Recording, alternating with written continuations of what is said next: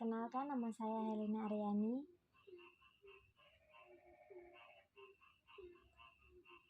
Sini saya akan menjelaskan tentang analisis biaya modal sebagai indikator keberlanjutan keuangan perusahaan. Salah satu indikator utama dalam menilai keberlanjutan ini adalah biaya modal, yang mencerminkan tingkat risiko dan efektivitas pengguna dana oleh perusahaan. Perusahaan yang mampu mengelola biaya modal dengan baik cenderung memiliki kinerja finansial yang stabil dan biaya saing yang lebih tinggi. Komponen biaya modal. Biaya utang adalah bunga yang dibayar atas pinjaman. Biaya ekuitas adalah pengembalian yang diharapkan pemegang saham. Dan yang terakhir, rata-rata tertimbang biaya modal.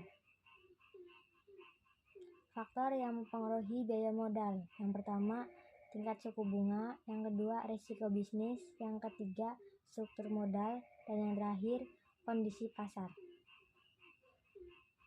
Keberlanjutan keuangan.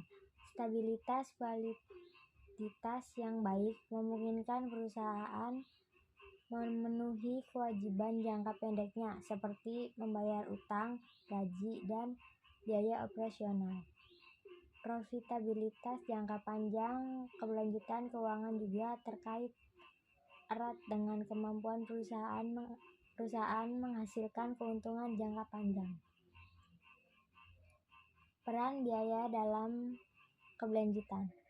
Biaya hutang yang tinggi dapat mengurangi fleksibilitas keuangan dan meningkatkan risiko gagal bayar, sehingga berdampak pada keberlanjutan keuangan perusahaan. Jika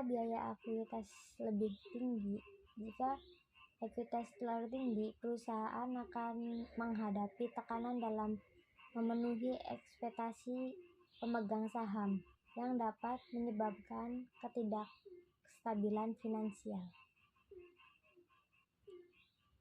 Kesimpulan dan saran. Dari analisis yang telah dilakukan, dapat disimpulkan bahwa biaya modal memiliki peran yang signifikan dalam menentukan keberlanjutan keuangan perusahaan. Perusahaan sebaiknya melakukan evaluasi berkala terhadap struktur modal mereka untuk memastikan biaya modal tetap berada pada tingkat yang optimal. Sekian, terima kasih.